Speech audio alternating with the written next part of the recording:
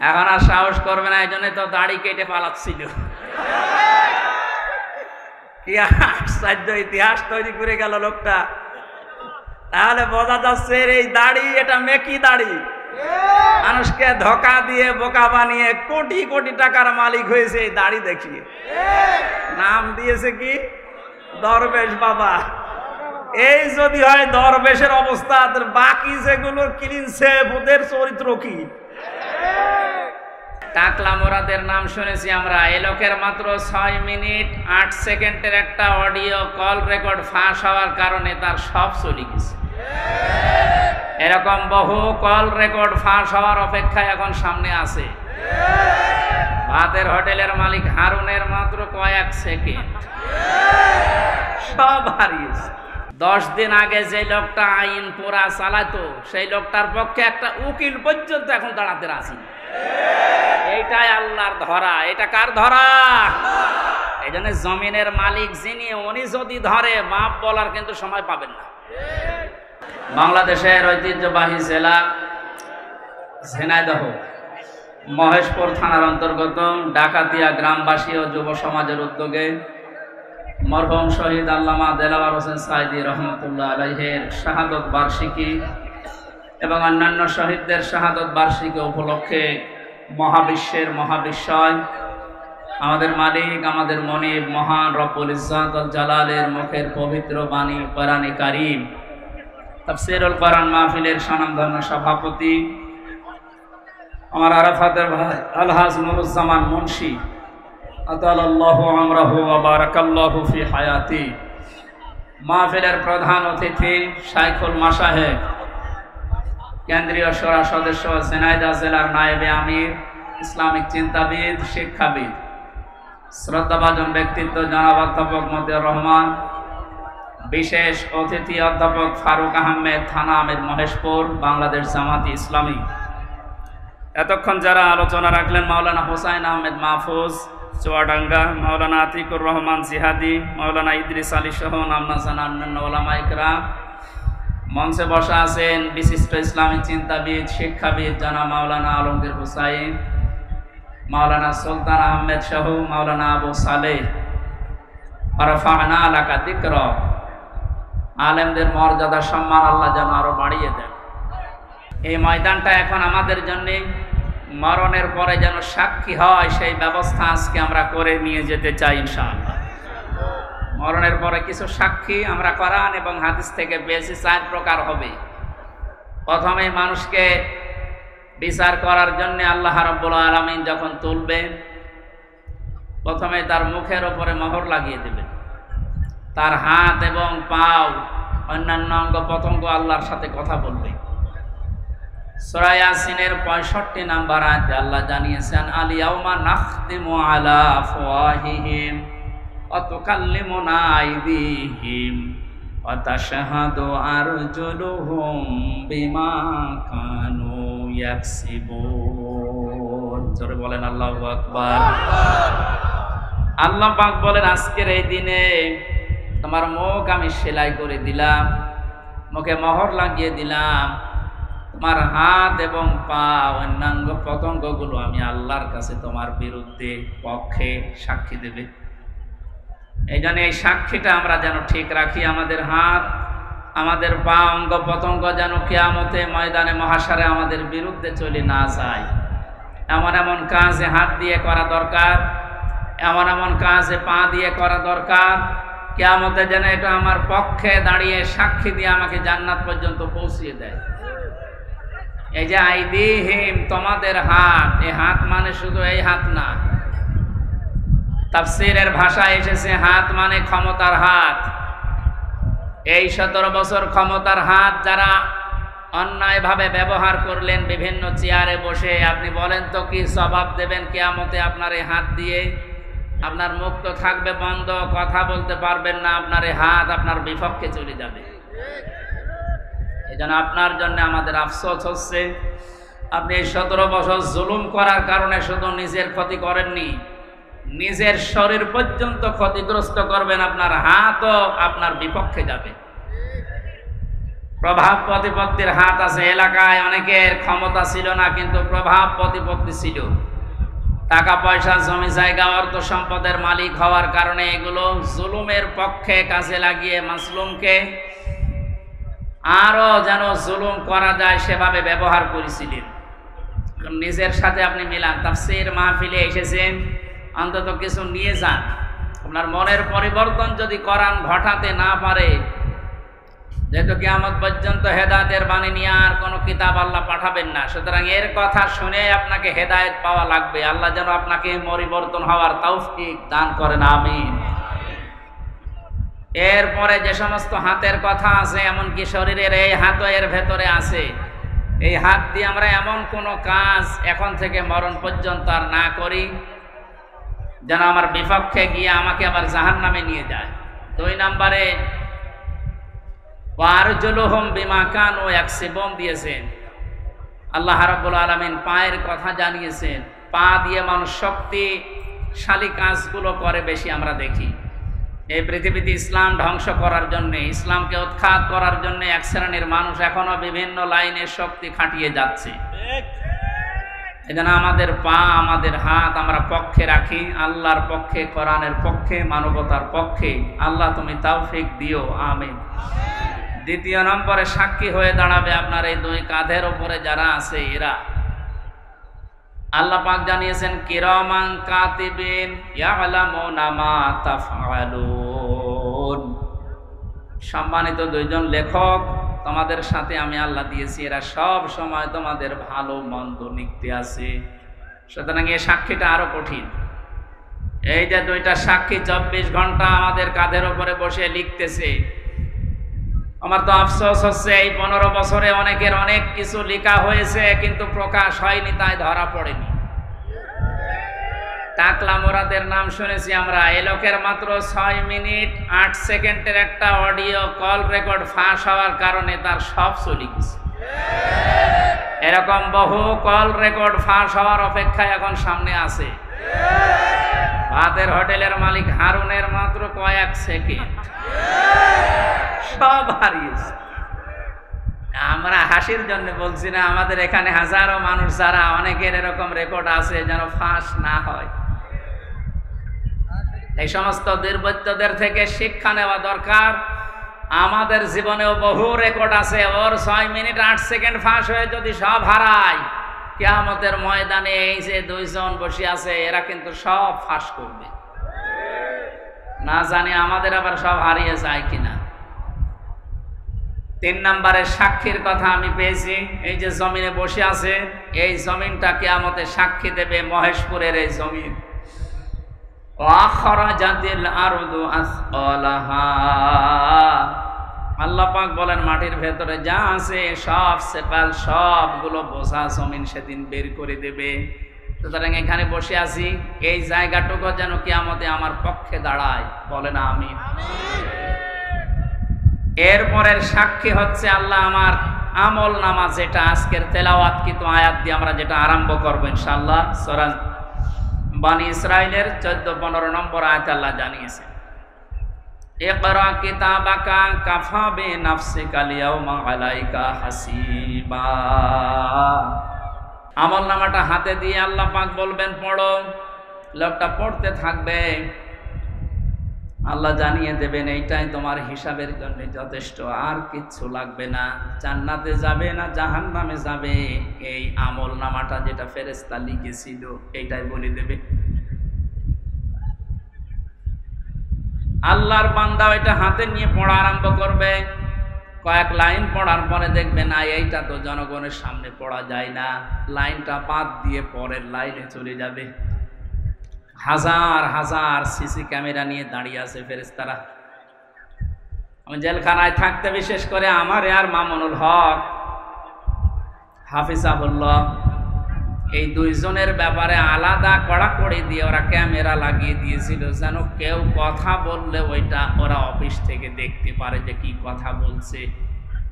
অথচ আমাদের যে মামলা, আমার তো ছেড়ে রাখার দরকার ছিল জেলখানার ভেতরে। এই ঠনকো মামলা দিয়ে এত কঠিন কঠিন অবস্থায় নিয়ে গেছে, মানুষ এমনি টেনশনেই হাফ হয়ে যাওয়ার কথা।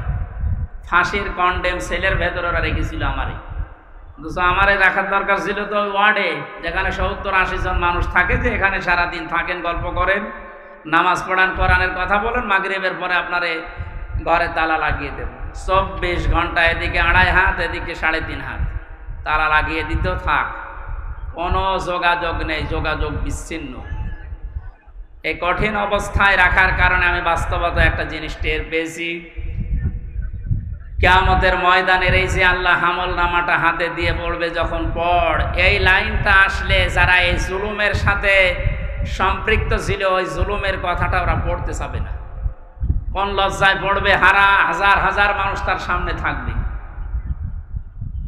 আল্লাহর ফেরেশতারা ডাক দিয়ে বলবে, না, আজকে আর ফাঁকি দেওয়ার কোনো রাস্তা নেই, কত ক্যামেরা সামনে, সব ফেরেশতারা দেখছে, পড়ো, এই লাইনটাও পড়ো, বিনা কারণে মানুষকে কেন কষ্ট দিয়েছিলে এইটা পড়ে শোনাও।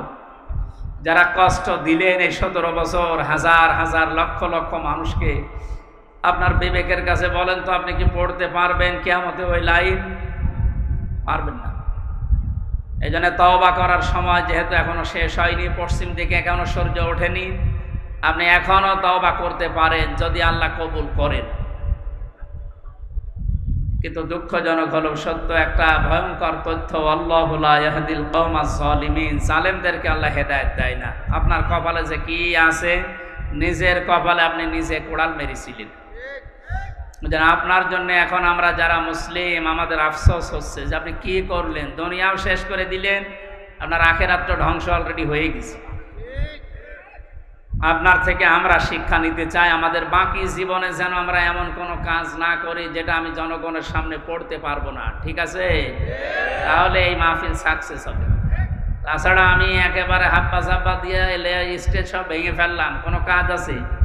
বাংলাদেশে ইসলাম কায়েম হয়ে গেল মনে করেন, কিন্তু আমার নাজাত হইল না, লাভ আছে? বলেন না কেন?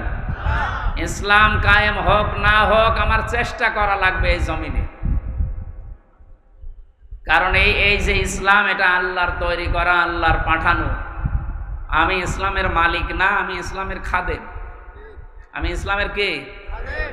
এই যে জমিনটা, এই যে মনে হয় 2-3 বিঘা জমিন এখানে পড়ে আছে, এই জমিনের মালিক হচ্ছে ইনি, সভাপতি সাহেব, মুন্সি সাহেব। আমাদের মতো 8-10 জন কামলা, জন, মনীষ, পাট, লেবার যাই বলেন, উনি ভাড়া করিস যে আপনারা সকাল থেকে বিকাল 5টা পর্যন্ত এই জায়গায় ধান লাগান, এই জমিনে, বিকাল 5টায় আপনাদের বেতন দিয়ে দেব। বিকাল 5টা বাজতে আর মাত্র 10 মিনিট বাকি আছে। কয় মিনিট? 8-10 জন মস্তান এসেছে মোটরসাইকেল নিয়ে, বড় বড় ছড়ি নিয়ে, সোনার ছেলেরা এখন যেটা ব্যবহার করতো, যেটা এখন পাওয়া যাচ্ছে, এইটা এখন নিয়ে এসে বলছে, এ ধান আমরা লাগাতে দেব না, ধান লাগিয়েছেন যা, আরো তুলে ফেলবো। আমরা যারা আছি কামলা হিসাবে, যারা কাজ করছি, একেবারে ছেড়ে দিলে হবে? তাহলে বেতন পাওয়া যাবে? ওদেরকে বলবো, ভাই, এ জমিনের মালিকও আমরা না, এ ধানের মালিকও আমরা না, আমরা কামলা, আমরা হচ্ছে জন, লেবার যাই বলেন, আমরা খাদেম, কাজ করছি, বিকাল 5টায় বেতন দিয়ে দেবে। এখনো 10 মিনিট বাকি আছে, আপনারা ধান যদি তুলে ফেলতে চান, এ ফসল নষ্ট করতে চান, 10 মিনিট পরে তুলেন। অবশ্য ঠিক এইরকম কামলা নেওয়া যায় না? ঠিকই বলিস, কারণ জমি তো আমার না, এ ধানও আমার না, তুলে ফেলেন, আমার অসুবিধা নেই, 10 মিনিট পরে। আমার বেতনটা আগে বিকাল 5টায় নিয়ে নি। বিকাল 5টা বাজার আগে কিন্তু এ ধান আমি তুলতে দেব না, যারা 10 জন কামলা আছি। যদি তুলতে চাই, এরপরও মস্তানরা কাটাকাটি হবে না, মারামারি, রক্তপাত, যদি মেরে ফেলা লাগে, কারণ আমার টার্গেট কি? বেতন। টার্গেট কি? ওইটা না হলে আমি পরবর্তী যারা আছে, আমার ছেলে মেয়ে স্ত্রী, এদেরকে খাওয়াবো কি? সুতরাং আমার বেতন হয়ে যাক, এরপরে খাবে। এরপরও যদি তুলে ফেলে মস্তানেরা, আমাদের সাথে মারামারি করে যাই হলো। এখন ওই যে জমির মালিক একজন আছে না, কথা বলে না কেন? আমরা খাদেম যারা আছে, এই খাদেমেরা এদিকে তাকান, আমরা খাদেম না? কার খাদেম? কোরআনের খাদেম। কিসের খাদেম?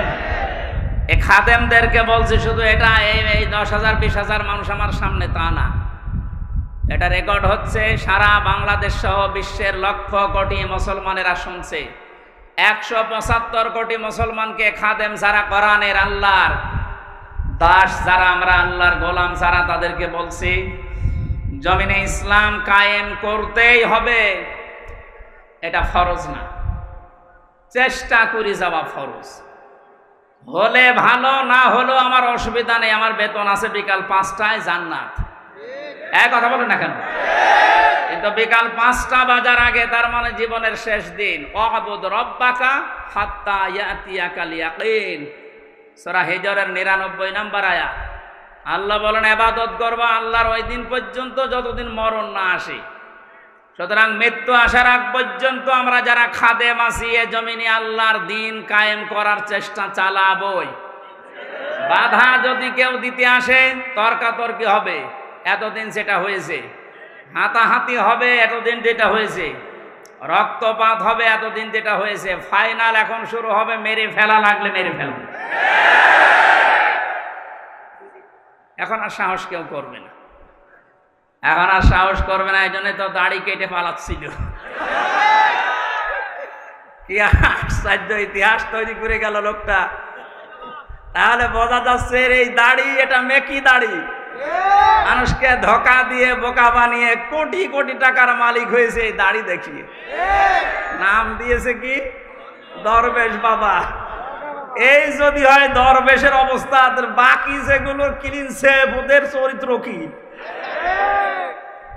আমির হোসেন আমন, আমি একটা লোকের ভিডিও দেখলাম, এর চরিত্র এত নিচে নেমেছে আমি এতদিন জানতাম না। সে নাউযুবিল্লাহি মিন যালিক। এদের সর্বোচ্চ নেতার যদি এই অবস্থা হয়, বাকিগুলো যে কোথায় যে টাল হয়ে পড়িয়াস, আল্লাহ ছাড়া আর কেউ জানে। কয়েকজনের একটু ফাঁস হয় বলে আমরা জানি, ওদের প্রত্যেকের চরিত্র এরকম। বহু মানুষের সাথে মিশে দেখেছি এইটা। একবার চট্টগ্রাম থেকে আসার সময় এক বাসের ড্রাইভার, পেছনে বসেছিলাম, বলছিল এই কথা যে কি বলবো, কিছু বলতেও পারি না, সইতেও পারি না। মাঝে মাঝে যখন বাস চালিয়ে যায় মনে করি ওই রকম কিছু পেলে চাপা আগে ওইটা দেব। কত রাগ একটা মানুষের তৈরি হলে এ কাজ করতে পারে বলেন তো? যদিও হত্যার পক্ষে আমি না, কিন্তু ঝিনাইদহ শহরে একজনের লাশ দেখলাম টাঙিয়ে জুতা দিয়ে পিটাচ্ছে। একটা মানুষকে কত ঘৃণা করলে এ লাশ টাঙিয়ে, তা উলঙ্গ করে টাঙিয়ে রেখেছে। এরপরও আপনার লজ্জা হয় না? এরপরও সাপোর্ট করেন জালেমদের। আপনার তো বিবেক মরে গেছে। এতক্ষণ মাওলানা হুসাইন আহমেদ অনেক কথা বলেছে, সর্বশেষ কথা ছিল আয়না ঘর নিয়ে। এই কথা শুনলে অনেকে মনে করছে আয়না ঘর মানে চারিদিকে আয়না দেওয়া। কোনো আয়না নেই, কোনো আয়না নেই। আমি তো রিমান্ডে 10 দিন ছিলাম, কোনো আয়না নেই। যে অবস্থা তৈরি করেছেন আপনি, এর সাথে জড়িত যারা, প্রধান থেকে শুরু করে নিম্ন পর্যন্ত, একটাকেও ক্ষমা করার মতো না। কারণ এরা ক্ষমার অযোগ্য হয়ে গেছে। ক্ষমা পাওয়ার জন্য যে যোগ্যতা দরকার এদের ভেতরে সেটা নেই। সুতরাং যারা বলছেন এদেরকে ক্ষমা করে দিলে হয় না, না, কিসের ক্ষমা? আপনি ব্যারিস্টার আরমান, যিনি তার স্ত্রী 8-9 বছর পর্যন্ত অপেক্ষায় ছিল, উনি আজকে একটা ভিডিও বার্তা পাঠিয়েছে যে আমি আশা ছেড়ে দিয়েছিলাম যে আমার পরিবারস্থ লোক মনে হয় আমি আর দেখতে পারবো না, কিন্তু আমার পরিবারের লোক আমার আশা ছাড়েনি। আপনি এই দৃশ্যটা একটু সামনে নিয়ে নিজের সাথে মিলান তো। আপনার জীবনেও কোনোদিন জালেমদের ক্ষমা করতে মনে চাইবে? কখনো চাইবে না। মানে বাস্তবতা টের পাচ্ছেন না, তাই 5 দিন 7 দিন 10 দিনে আপনার অবস্থা এরকম হয়ে গেছে।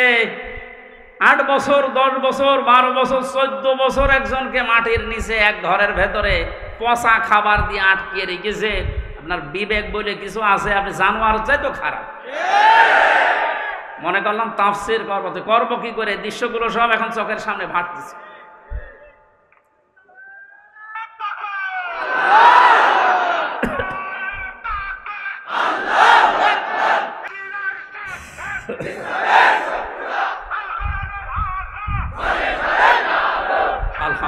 হয়?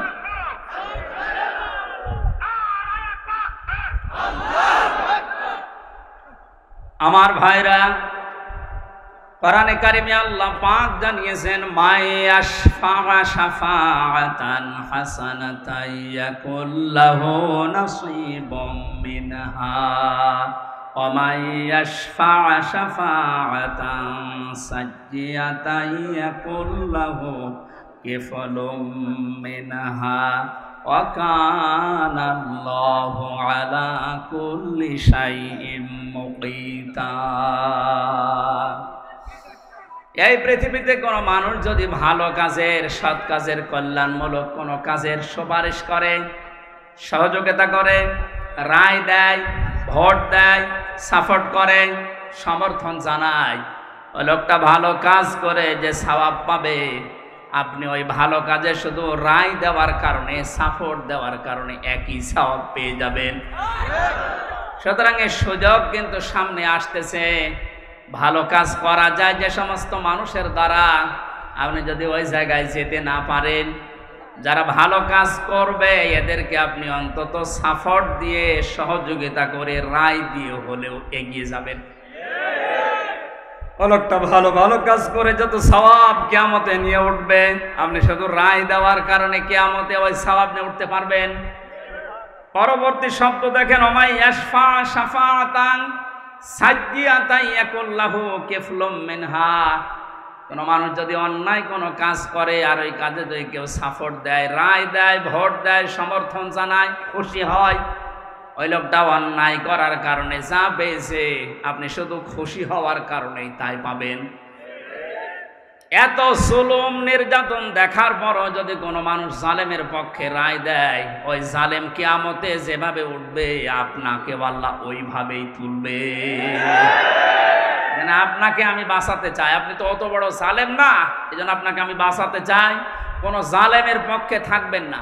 নবীজি বলেন, তোমার ভাই জালেম হোক আর মজলুম হোক তাকে সাহায্য করো। সাহাবী বলেন, হে নবী, আমার ভাই যদি মজলুম হয় তাকে তো সাহায্য করা যায়, কিন্তু জালেম হলে তাকে সাহায্য করব কিভাবে? নবীজি বললেন, তোমার ভাই যদি জালেম হয় তাকে তোমার দায়িত্ব এই জুলুম থেকে ফিরিয়ে রাখা, এইটাই তাকে সাহায্য। সুতরাং জীবন দিয়ে যে মানুষগুলো জালেমের কবল থেকে আমাদেরকে মুক্তভাবে এই দেশে বিচরণ করার সুযোগ দিয়ে গেল, এই মানুষগুলো কিয়ামতের দিন যেন শহীদ এই শব্দ নিয়ে উঠতে পারে, বলেন আমিন। ময়দানে মাহশারে আমলনামাটা, কিতাবটা যখন আপনার হাতে আল্লাহ তুলে দেবে, বলবে তুমি নিজেই যথেষ্ট, জান্নাতে যাবে না জাহান্নামে যাবে। আমি আমার ঈমান থেকে কথা বলছি, কারো দিকে না তাকিয়ে এবার নিজের দিকে আয়াতের সাথে মিলিয়ে বলেন তো, এখনই যদি মারা যান আর এই বইটা যদি আপনার সামনে তুলে ধরে বলে, বল হামজা তুই এইটা পড়ে যা, জান্নাতে যাবি না জাহান্নামে যাবি? কাবা শরীফ যখন তাওয়াফ করে মানুষ, আমি 16 সালে গিয়েছিলাম, গত বছরও গিয়েছি, বাস্তবতায় যেটা দেখলাম, ষষ্ঠ চক্করে মানুষ একটা দোয়া পড়ে আল্লাহর কাছে, আল্লাহুম্মা ইন্না আলাইয়া হুকুকান ফীমা বাইনি ওয়া বাইনিকা। কাবার সামনে নিয়ে বলে, রব্বুল আলামিন তুমি আমার মালিক, আমি তোমার গোলাম, তোমার ভেতরে আমার ভেতরে বহু দেনা পাওনা আছে, আমি বান্দা হিসাবে, দাস হিসাবে, গোলাম হিসাবে যা যা পাবো তুমি সেই বীর্য থেকে শুরু করে হামজা বানিয়ে সব দিয়ে দিয়েছো। আমি উল্লেখ করার মতো কিছু ছিলাম না। হাল আতা আলাল ইনসানি হিনুম মিনাদ দাহরি লাম ইয়াকুন শাইআম মাযকুরা। মানুষ কি একটু চিন্তা করে না যে জন্মের আগে, এ পৃথিবীতে আসার আগে উল্লেখ করব এমন কোনো বিষয় লোকটা ছিল না। আজকে সভাপতির নামের নিচে দেখলাম লেখা বিশিষ্ট ব্যবসায়ী আলহাজ নুরুজ্জামান মুন্সি, কত সুন্দর নাম দিয়ে পেছনে ডিগ্রি লাগিয়ে দিয়েছে, উনি এই কাজ করি খায়। বয়স যদি এখন 60 বছর হয়, ৬১ বছর আগে এই নাম গন্ধ পৃথিবীর মানুষ জানতো? বলেন বলেন। শুধু এতটুকুই না, বাবার বীর্য যখন মায়ের রেহেমের ভেতরে দ্রুত গতিতে পাস হয়, আল্লাহ পাক বলেন ওই দিকেও একটু তাকাও।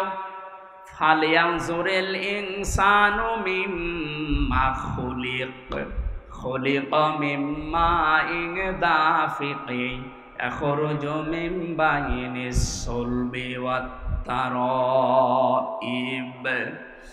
মানুষকে নজর করে দেখে না কি জিনিস দিয়ে তাকে বানালাম। বাবার স্ফলিঙ্গ দিয়ে দ্রুত গতিতে বের হয়ে যাওয়ায় না পাক পানিটা মায়ের রেহেমের ভেতরে জমা হয়। এই যে সলবন এবং তারাইব দিয়েছেন আল্লাহ। সলবন বলা হয় বাবার লজ্জাস্থান, তারাইব বলা হয় মায়ের লজ্জাস্থানকে। এই দুইটা শব্দ আমি তাফসিরের ভেতরে ব্যাখ্যায় পেয়েছি। আল্লাহ বাবার ক্ষেত্রে এক বচন দিয়েছেন, মায়ের ক্ষেত্রে বহু বচন দিয়েছেন। কেন দিলেন? তাফসিরে তাবারি মুফাসসিরে আয়াতের এই সলবন আর তারাইবের ব্যাখ্যা করতে গিয়ে লিখেছেন, পৃথিবীতে মানুষকে নিয়ে আসতে বাবার চাইতে মায়ের কমপক্ষে ৩ গুণ কষ্ট বেশি হয়। এই যে এখানে যত পুরুষ মানুষ আছি আমরা, সর্বোচ্চ ৪৫ ইউনিট কষ্ট যদি আমাদের শরীরের ভেতরে কেউ এনে দেয়, আমি সঙ্গে সঙ্গে মারা যাবো, আর সহ্য করতে পারবো না। বিজ্ঞান জানিয়েছে পৃথিবীতে হামজাকে দুনিয়ায় আনতে তার মায়ের কমপক্ষে ৫৭ ইউনিট কষ্ট সহ্য করা লেগেছে। ৪৫ আসলে আমরা মারা যাব, অথচ উনি সহ্য করেছিলেন ৫৭ ইউনিট। প্রতিটি জিনিস পরিমাপ করার একটা যন্ত্র আছে, কষ্ট মাপ দেওয়ার জন্য একটা যন্ত্র আছে, এটা ইউনিট দিয়ে মাপা লাগে। এই যে এই প্যান্ডেলটা যদি আপনাকে আমি মাপ দিতে বলি, দাড়ি পাল্লায় তুলে দেবেন কি দিয়ে? ফিতা লাগবে, গজ লাগবে, টেপ বলেন, এটা দিয়ে মাপতে দিলে আপনি মাপতে পারবেন এটা কয় গজ। পৃথিবীতে প্রতিটি জিনিস মাপার আলাদা আলাদা যন্ত্র আছে না নেই? কষ্ট মাপার জন্য ৪৫ থেকে ৫৭ আপনি হিসাব করেন। এতগুলো কষ্ট সহ্য করার পরেও শুধু শেষ করেননি। সূরা হাক্কাত ১৫, ১৬, ১৭, ১৮ এই আয়াতগুলোর তাফসিরে পেয়েছি, হামালাতুহু উম্মুহু কুরহা ওয়া ওয়াদাআতুহু কুরহা ওয়া হামলুহু ওয়া ফিসালুহু ৩০ শাহরা ইলা আখিরি আয়াত। আল্লাহ পাক বলেন তোর মা তোকে কষ্টের পরে কষ্ট সহ্য করে পেটে বহন করেছে, শুধু এতটুকু শেষ করেনি, ডেলিভারির যে কষ্টটা এটাও সহ্য করেছে, এতটুকুও শেষ করেনি, ২ থেকে ২.৫ বছর পর্যন্ত বুকের দুধ খাওয়িয়েছে। কোন মানুষ যদি এই পৃথিবীতে বলে মায়ের কষ্ট ঋণ আমি শোধ করে দেব, বিশ্বনবী জানিয়েছেন জন্মের পরে যে ১ ফোঁটা দুধ তোমার মুখে মা দিয়েছিল, ওই ঋণটাও কিয়ামত পর্যন্ত শোধ হবে না।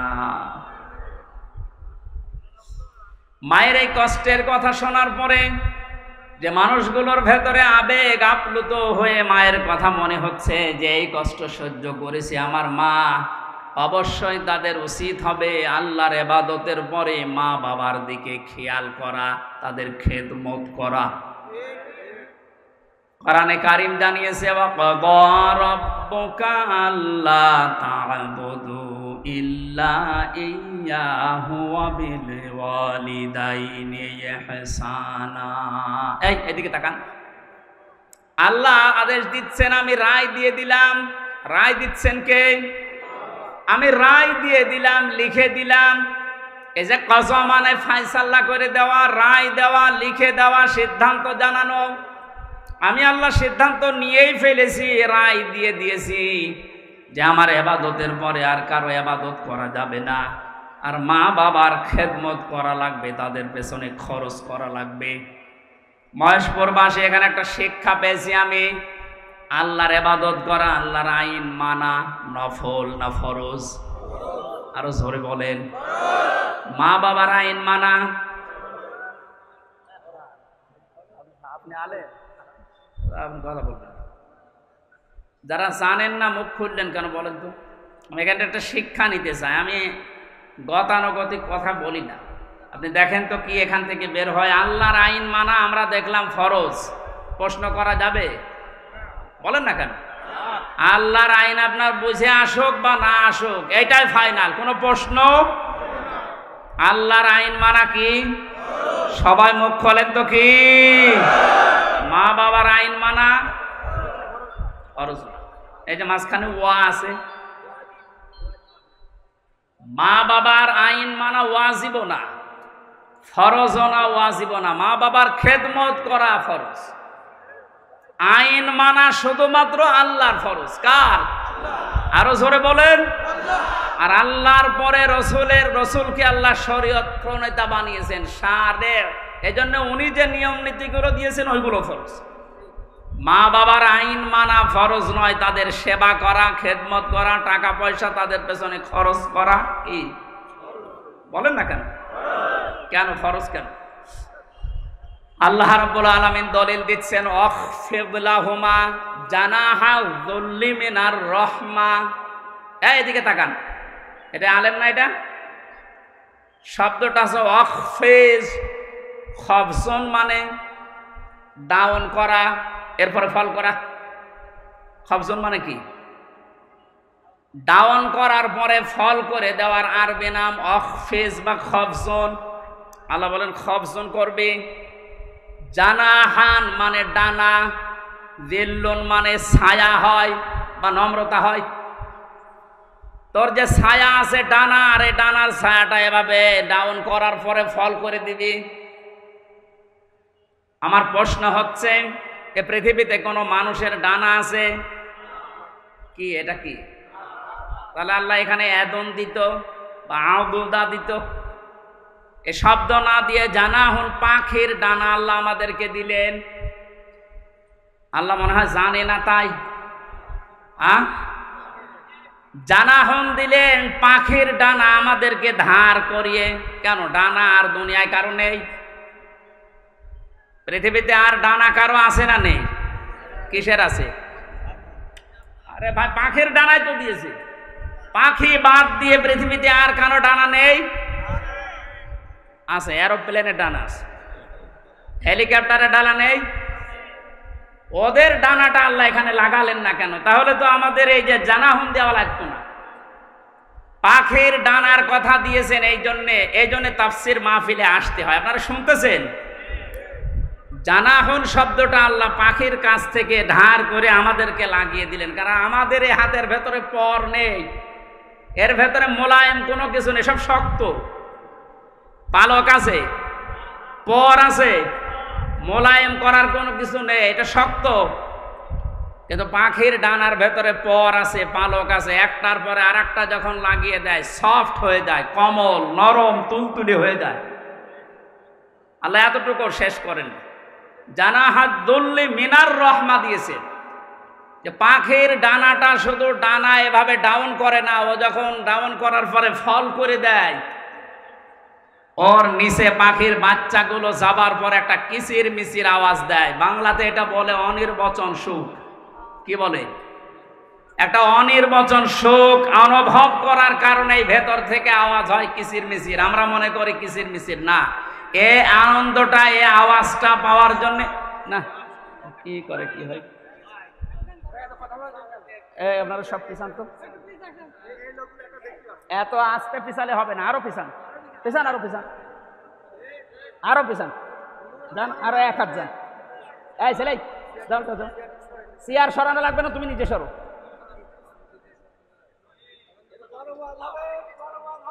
কথা বোঝার কোনো ই নেই। তাফসিরুল কোরআন মাহফিলে আমি আর কি করছি?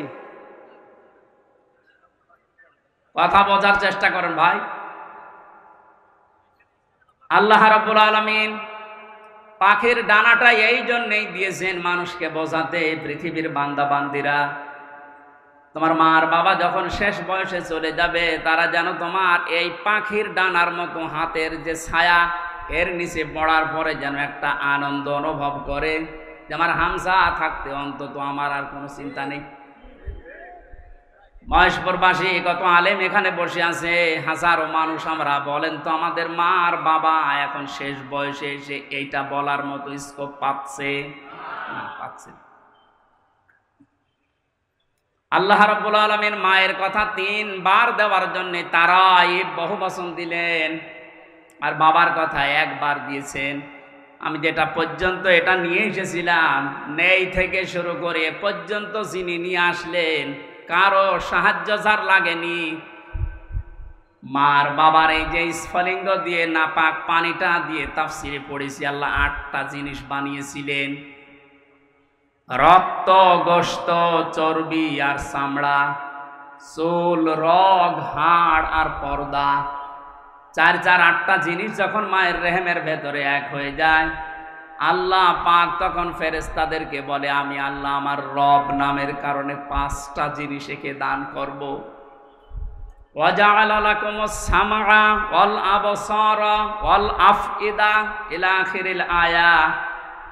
সূরা নাহলের 78 নম্বর আয়াতের মাঝের অংশে আল্লাহ জানিয়েছেন, শ্রবণ শক্তি, দর্শন শক্তি, বাক শক্তি, আকেল শক্তি আর ঘ্রাণ শক্তি, এই 5টা আমি আল্লাহ নিজে তাকে দান করেছি। একটাও যদি কম দিতাম, দুনিয়ায় আসতো ওই লোকটা কিন্তু অপূর্ণাঙ্গ হয়ে। এখানে অনেকাংশ মানুষ আমরা সব পূর্ণাঙ্গ মানুষ, কয়েকজন হয়তো আছে বিকলাঙ্গ, অন্ধ, ন্যাংড়া, কিন্তু হাজারো মানুষ আমরা সব পূর্ণাঙ্গ মানুষ। আল্লাহ নিজের পক্ষ থেকে একটাও যদি কম দিত, তো কি অবস্থা হতো সারা জীবন আপনি ভাবেন। আল্লাহ পাক এই জন্যই জানিয়েছেন, হে পৃথিবীর মানুষেরা, নেই থেকে শুরু করে উল্লেখ করার মতো একটা জায়গায় তোরে নিয়ে আসলাম, এরপরও আমার সাথে তোর নাফরমানি কমে না। কাইফা তাকফুরুনা বিল্লাহি ওয়া কুনতুম আমওয়াতান ইলা আখিরি আয়াত। বালাগাত মান্তিক যারা পড়ায় বা জানে, কাইফা শব্দটা 11টা বিষয়ের আগে আল্লাহ ব্যবহার করেন। কাইফা শব্দের প্রথম ব্যবহার হচ্ছে মান্তিকের কায়দায়। আল্লাহরও বিশ্বাস হতে চায় না এমন জায়গাকে আল্লাহ কাইফা দিয়ে শুরু করেন। এটা এতক্ষণ যেটা বলছিলাম, বীর্য থেকে শুরু করে এ পর্যন্ত আনার পেছনে কারো কোনো অবদান নেই। মার বাবা শুধু এক বিছানায় ছিল, এতটুকু তাদের কাজ। বাকি যা করার বলেন তো কে করেছে? এই মানুষ এখান থেকে হামজা পর্যন্ত হবার পরে যখন নাফরমানি করে, তখন আল্লাহ কাইফা শব্দ দিয়ে শুরু করেছে যে কি করে নাফরমানি করে আমারও বিশ্বাস হয় না। কাবার গেলাপ ধরে মানুষ কিন্তু ষষ্ঠ চক্করে এইটাই বলে এসেছি আমরা, রব্বুল আলামিন আমি তোমার গোলাম হিসাবে, বান্দা হিসাবে বহু কিছু আমাকে তুমি দিয়েছো, ওই যে বীর্য থেকে এ পর্যন্ত, কিন্তু তুমি আমার মালিক হিসাবে আমার তো কিছু দেওয়া দরকার। আমি তো কিছুই তোমার আজ পর্যন্ত দিতে পারলাম না। তবে একটা জিনিস আমার আছে, পুঁজি। তোমার ওই রহমান, ওই গফফার, ওই গফুর নামের খাতিরে এই কাবা সামনে নিয়ে বলছে আমারে মাফ করে দাও।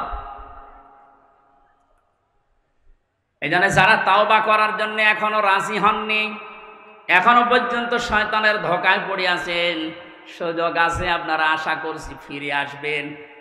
আল্লাহ রাব্বুল আলামিন এই যে রাত 12টার পরে তাহাজ্জুদের সময়ে প্রথম আসমানে এসে আপনাদের মতো আমাদের মতো মানুষকে ডাক দিয়ে বলবে, আসো ক্ষমা চাও, ভুল করে ফেলেছো, ক্ষমা চাও। আমরা যেন ক্ষমা চেয়ে নিজের জীবনটাকে মুহাম্মদুর রাসূলুল্লাহর উম্মতে পরিণত করতে পারি, বলেন আমিন। মহেশপুরবাসী বান্দা যখন এটা পড়তে পড়তে কিছুক্ষণ যাবার পরে দেখবে না লজ্জা লাগে, পড়ার মতো না, আল্লাহ পাক বলবেন না পড়া লাগবে। আমার তো ওই দিবসের কথা মনে হয়ে এখন আফসোস হচ্ছে, আল্লাহ আমি কি সত্যি পড়তে পারবো? আমার এই 24 সালের এটা আগস্ট মাস, যদি আল্লাহ বলে প্রথম তারিখ পর্যন্ত তোর মাফ করে দিলাম, তোর কোনো হিসাব নেই, শুধুমাত্র এই যে 17 তারিখ আজকে, এই 17 দিনের হিসাব দিয়ে জান্নাতে চলে যা। যত মানুষ এখানে আপনারা আছেন, বুকে হাত দিয়ে বলেন তো 17 দিনের হিসাব এখনো জোগাড় করা সম্ভব হয়নি? অথচ যে হাদিস পড়েছিলাম, নবীজি বলেন, মা তাজালু কদামা বানি আদম আবদি ইয়াউমাল কিয়ামাতি হাত্তা ইসালান খামসিন। কিয়ামতের এই কঠিন ময়দানে প্রতিটি মানুষকে আল্লাহ তার নিজের সামনে দাঁড় করাবেন। প্রত্যেককেই 5টা করে প্রশ্নের উত্তর জিজ্ঞাসা করবে। 5টা প্রশ্নের সঠিক জবাব দেওয়া ছাড়া কেউ সামনেও যেতে পারবে না, পেছনেও যেতে পারবে না, জায়গায় দাঁড়িয়ে থাকবে। শুধু মাইক ফাটিয়ে টেবিল ফাটিয়ে ফেলেন না, নিজের সাথে মিলান তো। জালেমদের কথা তো বাদই দিলাম, আমরা যারা মজলুম আছি তারা নিজেদের দিকে এই 5টা বিষয় একটু মিলাই। গোজামিল দিয়ে উত্তর দিলে হবে না, নকল করে গোপালগঞ্জের মতো পাশ করে চাকরি পেলে হচ্ছে না। আমরা A+ পাওয়ার পরও আমাদেরকে দেয় না, আর ওরা 2.5 পেয়ে চাকরি পেয়ে যাচ্ছে। কত দুর্নীতি হয়েছে আপনি টের পাচ্ছেন। বাস্তবতায় মিলিয়েছেন আপনি একবারও? যে এই লোকটা নিজে আল্লাহর সামনে দাঁড়িয়ে আছে, আপনি নিজে মনে করেন দাঁড়িয়ে যখন আছে, আল্লাহ জিজ্ঞাসা করছেন হামজা বলো তো দেখি, একটা জীবন দিয়েছিলাম 60 বছরের, এই 60 বছরে কি করলে, জবাব সঠিকটা দাও। 2 নম্বরের বিষয় আল্লাহ দিয়েছেন যুবকদের বিষয়, এবং সাবাবিহি ফিমা আবলা, একটা যৌবনকাল দিয়েছিলাম। 15 থেকে শুরু করে 45 বছরে যে বিশাল একটা যৌবনকাল, এটা কোন কোন কাজে লাগিয়েছে বলো। আর যেহেতু যুবকদের কারণে দেশটা স্বাধীন হয়ে গেল, এই যুবকগুলো নাই পার পেয়ে যাচ্ছে। আমরা যারা যুবক আছি স্বাধীন দেশে এখনো পর্যন্ত পরিবর্তন হচ্ছে না, কি জবাব দেব বলেন? আমার কিন্তু 60 বছরের ভেতরে যৌবনকালটা ছিল। আল্লাহ আলাদা করে যৌবনকালের কথা নবীজি বললেন কেন? এই কারণেই জানিয়েছে, কারণ যুবকদের দ্বারাই সব কিছু পরিবর্ধন করা সম্ভব, যেটা আমরা দেখতে পেলাম। এই যুবকদেরকে আমি আজকে এই মাহফিলে আহ্বান জানাই। শুধু এইটাই না, যেহেতু পরিবর্তন হওয়া আরম্ভ হয়েছে, সংস্কার হওয়া শুরু হয়ে গেছে, আগামীর বাংলাদেশকে ইসলামের হাতে তুলে দিয়ে আপনারা ক্ষান্ত হবেন। যুবকরা যদি ইচ্ছা করে এটা করা সম্ভব কিনা বলেন তো?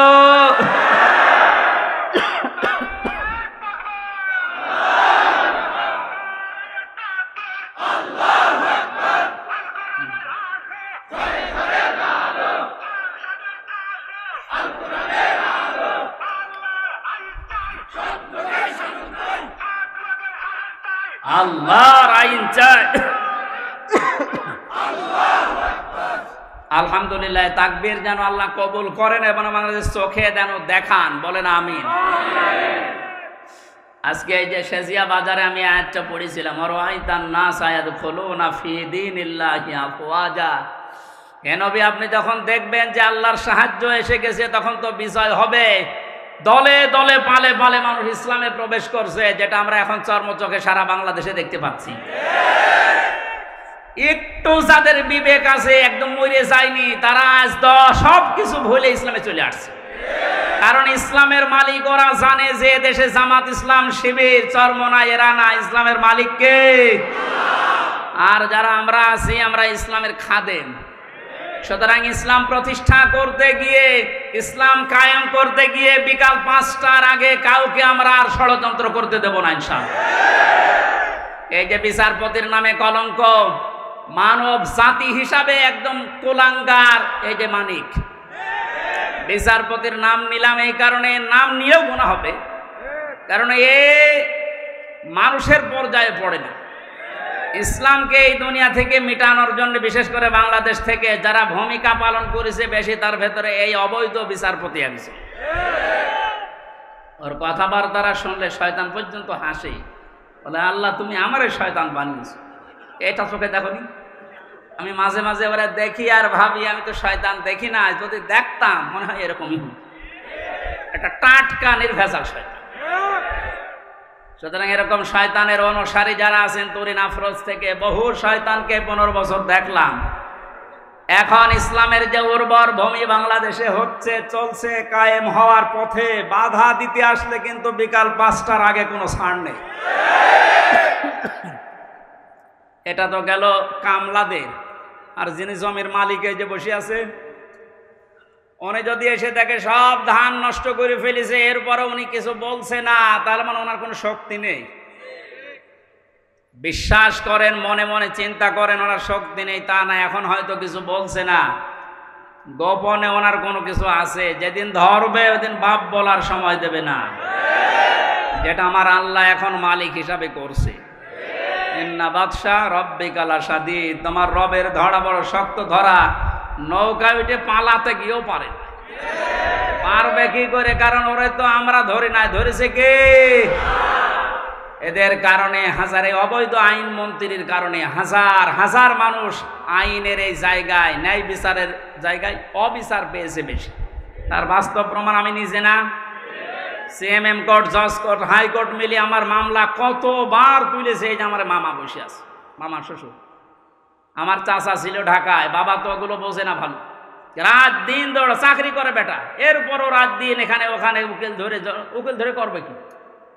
কারণ যারেই ধরবে, যত বড় উকিল ধরুক, আর এক উকিল তো বসে আছে ওখান থেকে, যতক্ষণ সিগন্যাল না পাবে আমার নাকি বের হওয়ার কোনো একটা বিচার হলো। আর প্রতিদিন টিভির সামনে এসে শুনতাম যে নাকি লেকচার দিচ্ছে যে আমরা ন্যায় বিচার কায়েম করে ছড়িয়ে দিয়েছি।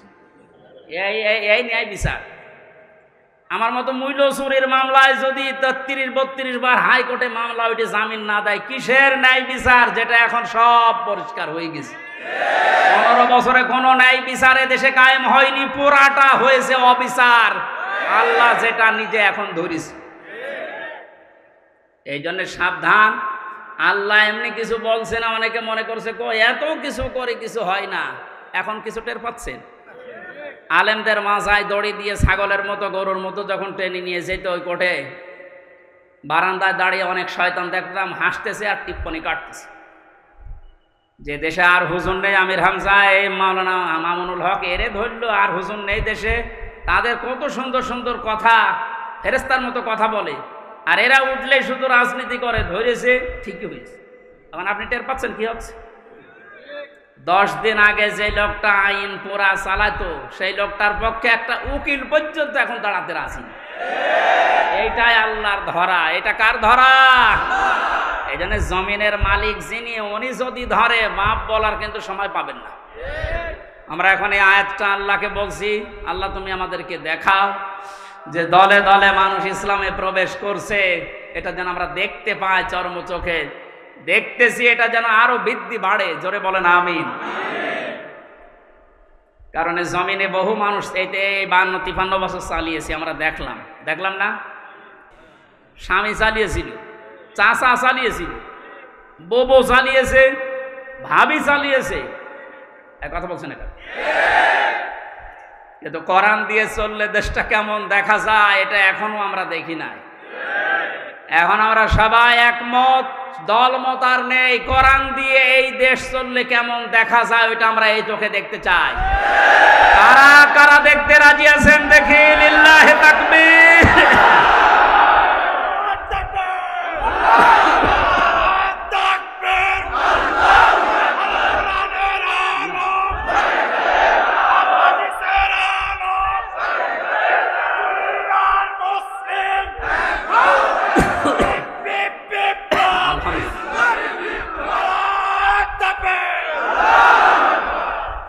কোরআনের খাদেম আমরা যারা এখানে বসে আছি, আমাদের কোনো টেনশন নেই। কায়েম হলেও এদেশে ভালো, না হলেও আমার কোনো লস নেই। আমার বেতন আছে বিকাল 5টায়, তার নাম জান্নাত, ওটা আল্লাহ আমাকে দেবে। কারণ বিকাল 5টা পর্যন্ত জমিটা একটু দেখে শুনে রাখতে পারলে উনি যেমন বেতন দেবে, আল্লাহ আমাদেরকে জমিনে কাজ করার জন্য বেতন দিতে পারে না? ওই বেতন পাওয়ার আশায় আছে। কিয়ামতের ভয়াবহতার কথা আজকের তেলাওয়াতকৃত আয়াতগুলোতে ছিল। যেহেতু আমরা বলেছিলাম 1 ঘন্টা, এই জন্য খুব তাড়াতাড়ি করছি, সামারাইজ করছি। আল্লাহ রাব্বুল আলামিন সূরা হাক্কাত 52টা আয়াত দিয়েছেন। কিয়ামতের যে ভয়াবহ দৃশ্য, এগুলো আল্লাহ তুলে ধরেছেন প্রথম থেকে। পুরাটা তাফসীর করতে গেলে অনেক সময় লাগবে। সামনে আরো 2টা মাহফিলে এলাকায় আছে, আমরা ওখানে ধারাবাহিকভাবে বলবো ইনশাআল্লাহ। আজকে খুব কম সময় নিচ্ছি। হাক্কাতের 19 থেকে শুরু করে যতটুকু পারা যায়। আল্লাহ রাব্বুল আলামিন বলেন, ফাআম্মা মান উতিয়া কিতাবাহু বিয়ামিনিহি ফায়াকুলু হাউমুকরাউ কিতাবিয়া। কিছু তথ্য আছে নতুন আলেমরা যারা জ্ঞানী মানুষ যারা ভালো করে শুনবেন।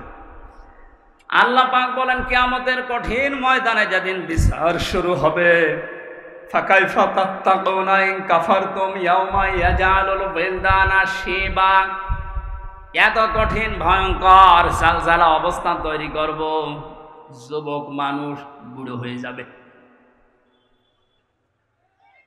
ও বাংলার মুসলমানেরা, 8টা বছর যে লোকটা আয়না ঘরে ছিল আজকে দেখতে পেলাম। এই যে ব্যারিস্টার আরমান, যুবক বয়সের যে ছবি, 8 বছরে তার অবস্থান কোথায় গিয়ে দাঁড়িয়েছে আপনি তাকান। তা তো 8টা বছর জুলুমের স্টিম রোলার চলার কারণে তার অবস্থা এখন এই। অথচ আল্লাহ জানিয়েছেন কিয়ামতে এমন ভয়াবহ অবস্থা তৈরি করব, দৃশ্য দেখেই মানুষ সঙ্গে সঙ্গে যুবক মানুষ বুড়ো হয়ে যাবে। ওনার বুড়ো হতে সময় লেগেছে 8 বছর, কিয়ামতে আমার বুড়ো হতে সময় লাগবে কয়দিন? মুহূর্তের ভেতরে চোখের পলক পড়তে বুড়ো হয়ে যাবে মানে যুবক মানুষ। কি অবস্থা হবে এবার ভাবেন। ইয়াউমা ইয়াফিরুল মারউ মিন আখি, প্রথমেই পালাবে মানুষ দেখলেই তার আপন ভাই থেকে। ওয়া উম্মিহি ওয়া আবি, তার মায়ের কাছ থেকে, বাবার কাছ থেকে। ওয়া ফাসিলাতিহি আল্লাতী তুবি, আল্লাহ পাক বলেন তার জ্ঞাতি গোষ্ঠী, তাকে যারা আশ্রয় দিত এই মানুষগুলো পালাতে থাকবে। ও দুনিয়ার মানুষেরা, পৃথিবীতে আমরা বিপদে পড়লে, হামলা মামলার শিকার হলে আগে ভাই আগিয়ে আসে, বাবা আসে, বংশের লোক আসে, জ্ঞাতি গোষ্ঠী যে দল করি ওই দলের লোক আসে। আল্লাহ পয়েন্ট আকারে ওগুলো আগে দিয়েছেন যে এইগুলো আগে পালাবে। একটা বারের জন্য আপনার বিবেকে নাড়া দেয় না যে এইগুলো যদি পালায়। যারা ধোকা দিয়ে অনেককে 15 বছর বোকা বানিয়ে রেখেছিল, পীরের নামে হাজার হাজার লক্ষ লক্ষ ভণ্ড বেরিয়ে যে কোনো চিন্তা নেই আমরা আছি, ওরা আগে পালাবে।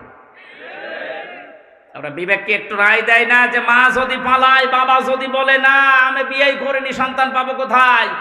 আমার তো এই আয়াত পড়ার পরে বিশ্বাস হয় লক্ষ কোটি পীরেরা বলবে আল্লাহ দুনিয়া আমি পীরই ছিলাম, মুরিদ পাবো কোথায়? এই জন্য কোনো ভণ্ডের উপরে আশা আকাঙ্ক্ষা ভরসা না করে নিজের কাজের দিকে ভরসা করেন। আল্লাহ বলেন তোকে পড়তে দেব, পড়, ধরে আমল নামাটা পড়।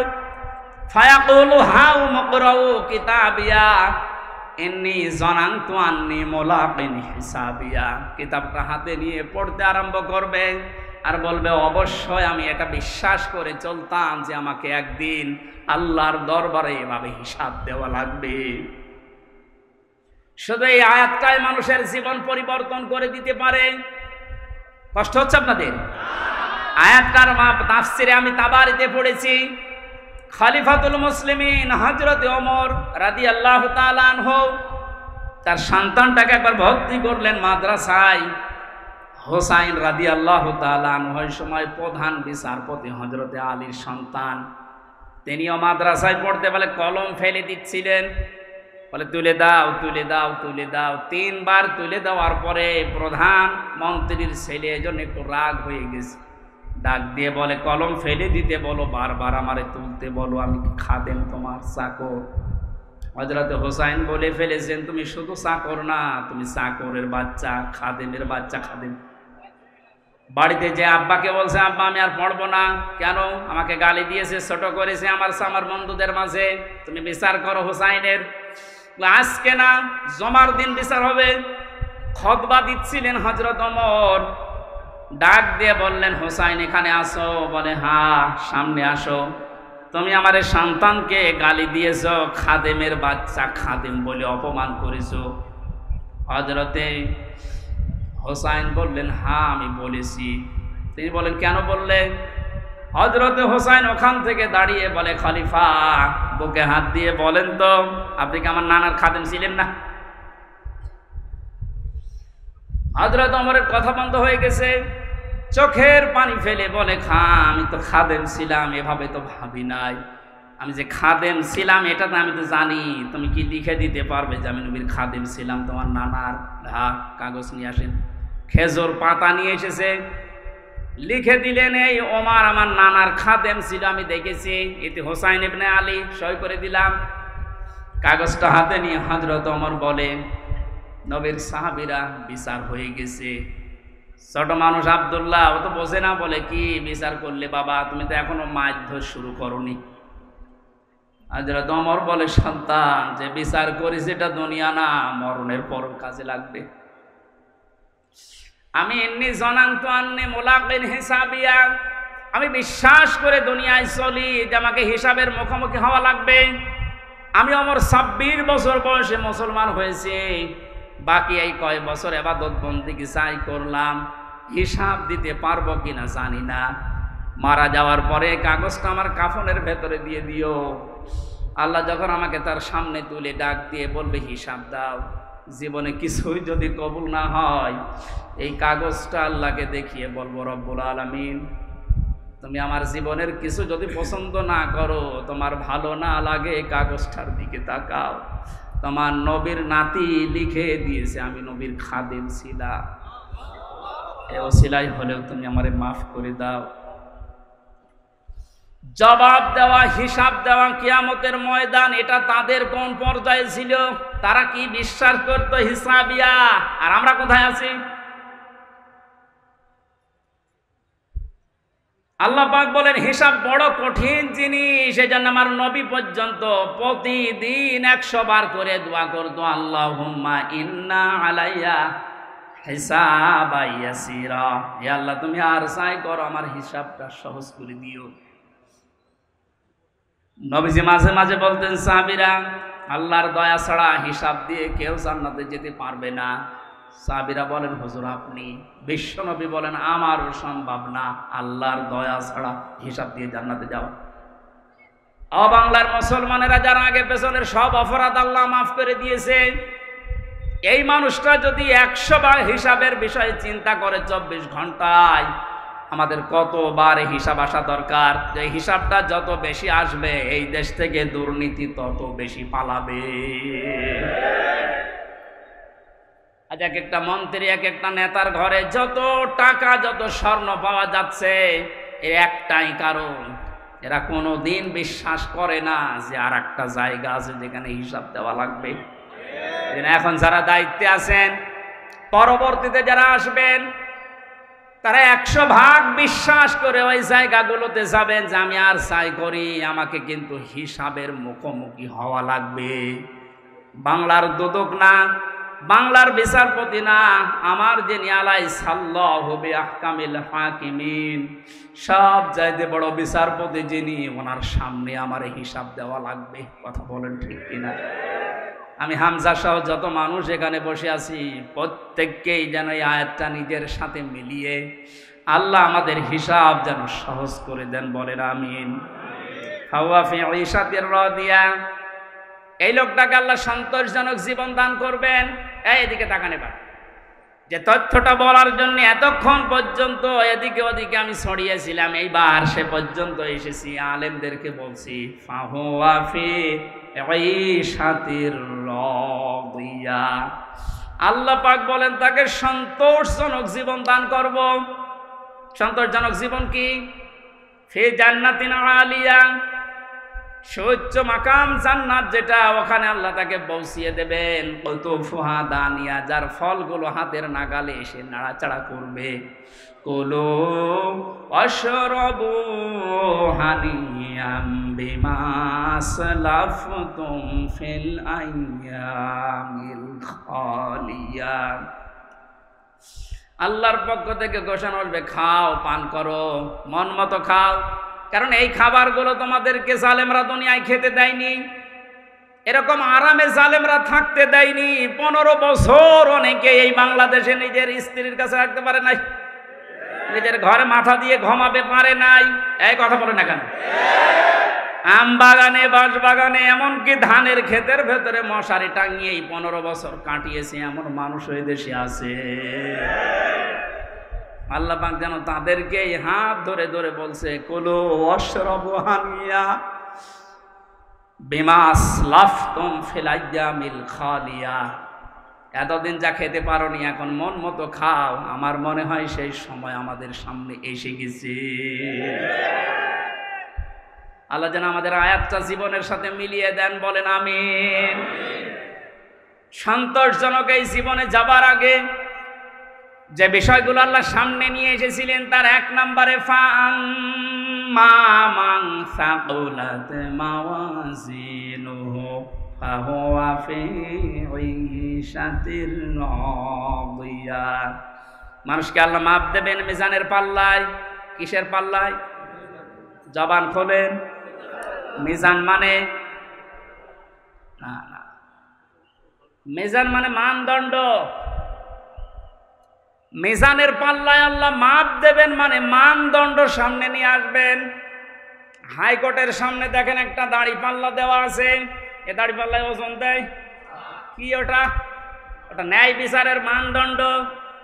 সরকারে দেশের মানুষকে বোঝাতে চায় সারা দেশে অবিচার হতে পারে, এই হাইকোর্টে আসলে দাড়ি পাল্লার মতো ন্যায় বিচার বাবা।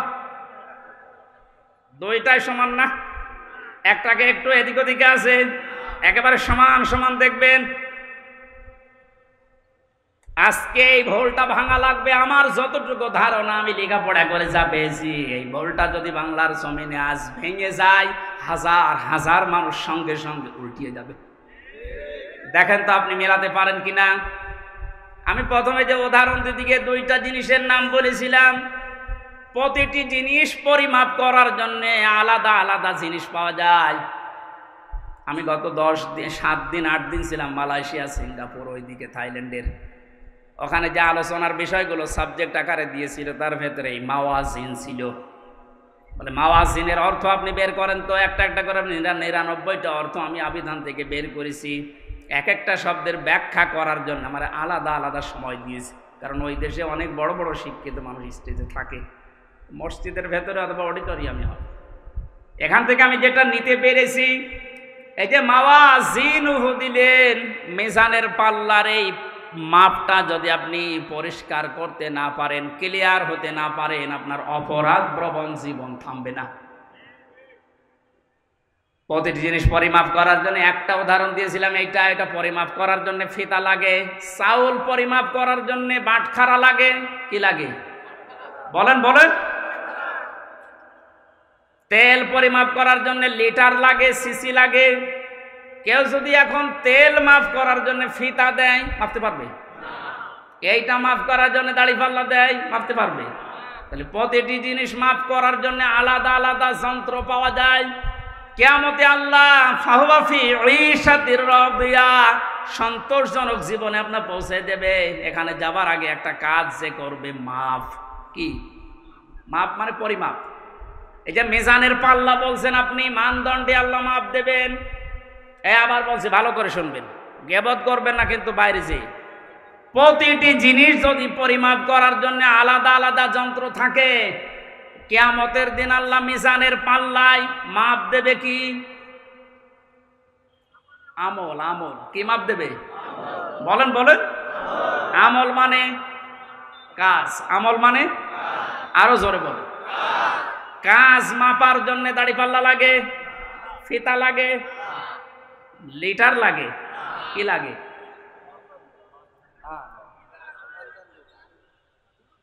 কে বলেছে না? কি ছাত্র ক্লাস করাচ্ছে আল্লাহ জানে। এটার জন্যই তো আসতে হয়। মাপ দেওয়ার জন্য এই পৃথিবীতে গুরুত্ব লাগে। কাজ যদি কেউ মাপতে চায় যে আমি কাজ মাপবো, কেজি দিয়ে মাপা যাবে যে কয় কেজি কাজ। আপনি কি ধরনের বিশ্বাস করেন কিয়ামতে আল্লাহ এইদিকে আমল তুলে দেবে আর এদিকে বদ আমল? আমল মানে কাজ কি 5 কেজি হয়? কি বুঝেছেন এতদিন? আল্লাহ মাপ দেবে কি? আমল। এটা ক্লাস চলছে, জবাব দেন তো ছাত্রের মতো। আমল মানে বাংলায়, আবার বলেন আমল মানে বাংলায়, আরবিতে আমল, আরবিতে, ইংরেজিতে ওয়ার্ক। জিনিস সবই এক, জিনিস সবই কি? মাথায় যেটা আছে এটার এই দেশের নাম চুল। আপনি পাকিস্তানে চুল কেটে দেন, কিয়ামতের আগে কাটবে না। জিনিস তো একই, নাম বিভিন্ন দেশে বিভিন্ন জিনিস, নাম এক না, জিনিস কি এক না দুই? আমল, ওয়ার্ক, কাজ সব এক। সাধারণ জ্ঞানে আমরা বুঝলাম যেটা মাফ করার জন্য দাড়ি পাল্লা, এই সিসি লিটার কেজি লাগে না, এটা মাপতে হলে গুরুত্ব লাগে। কাজ মাপতে হয় গুরুত্বের ভিত্তিতে। কিসে? এখন গুরুত্বের ভিত্তিতে আমল যদি, কাজ যদি, ওয়ার্ক যদি মাপতে হয়, এই পৃথিবীতে সবচাইতে গুরুত্বপূর্ণ কাজ আল্লাহর দৃষ্টিতে ফরজ। বলেন না কেন? এরপরে ওয়াজিব, এরপরে সুন্নাত, এরপরে নফল, এরপরে মুস্তাহাব, এরপরে মুবাহ। সিরিয়াল আকারে ধরেন। আপনি সারা জীবন মুবাহ, সুন্নত, মুস্তাহাব হাজার হাজার করেছেন, নফল, কিন্তু ফরজ ওয়াজিব করেননি, আপনার গুরুত্ব থাকবে কাজের? বলেন। এই স্টেজের গুরুত্ব কি? এই যে সামিয়ানা আর এই খুঁটি, এই দুইটা আসল জিনিস। এর ভেতরে আরো অনেক অন্য জিনিসও আছে, না দিলেও অসুবিধা নেই। এই যে লাইট যদি না দেন, স্টেজ থাকবে না? এই টেবিলটা না দিলে থাকবে না? এটা না দিলে বিউটিফাই হবে না। কিন্তু স্টেজ তো মানুষ বলবে যে সামিয়ানা আছে, খুঁটি আছে। আপনার জীবনে ফরজ কাজ 500। কয়টা? আপনি কোরআন পড়েন, 500 শরীয়তের বিধান পাবেন। 499টা আপনি করেছেন, একটা করেননি, আপনার পুরা জীবনের সব আল্লাহ বাতিল করে দেবে। এটা বাতিল যে করিয়ে দেবে, কোথায় পেলেন? বলেন। আমি বেশি সময় নিয়ে ফেলছি, আর 5-7 মিনিট থাকবেন না? এই যে নামাজ, আমরা যারা এশার নামাজ পড়লাম, এশার নামাজের ভেতরে ফরজ ছিল 13টা, 12টা আদায় করেছে কেউ, একটা আদায় করে নাই, ওর নামাজে সওয়াব হবে 5টা।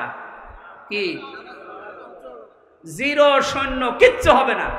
এটা যেমন সহজে বুঝেছেন, কোরআনে কারিমে আল্লাহ 500 আয়াত শরীয়তের বিধান ফরজ এটা দিয়েছেন, 499টা মেনেছেন, একটা মানেননি, আপনার জীবনে সওয়াব হবে 0, 0, কাজের কোনো গুরুত্ব নেই। কিয়ামতে আল্লাহ যখন মাপবে একেবারে 0 হয়ে যাবে, এই পাল্লাটা ভারী হয়ে যাবে। আমি আশা করি বোঝাতে পেরেছি। এই জন্য জীবনে ফরজ যেন না বাদ যায়। কথা বুঝেছে? নামাজ পড়া যেমন ফরজ, রোজা রাখা ফরজ, হজ করা ফরজ, সম্পদ থাকলে যাকাত দেওয়া ফরজ, দিন কায়েম করার চেষ্টা করা কি? এইটাকে কেউ যদি রাজনীতি, দুনিয়ার কাজ মনে করে এড়িয়ে যায়, কিয়ামতে ওকে যখন আল্লাহ মাপ দেবে, কাজের গুরুত্বের ভিত্তিতে কিচ্ছু পাওয়া যাচ্ছে না। 12টা ফরজ আদায় করে একটা আদায় না করলে যেমন 0 হয়, কোনো সওয়াব হয় না। আশা করছি কথার অর্থ আপনি বুঝেছেন, এখন না বোঝার ভান করে আছেন। আমার মনে হয় আপনাকে ঝড়ে কোদাল দিলেও আর আপনি বসবেন না। যা বোঝার আপনি বুঝেছেন, এখন আপনি আমল করেন। এই পর্যন্ত আমরা যা পড়েছিলাম 25 নম্বর আয়াত সূরা হাক্কাতের। 26 থেকে আলোচনা হবে সামান্তা মাদ্রাসায়। কয় তারিখে যেন ওইটা? যাদবপুর বাজারে কলেজ ময়দানে, ওখানে 26 আয়াত থেকে শুরু করবো। এই প্রচন্ড গরমে আর মানুষের চাপ আমি শেষ করে দিলাম। বারাকাল্লাহু লানা ওয়া লাকুম ফিল কোরআনিল আযীম।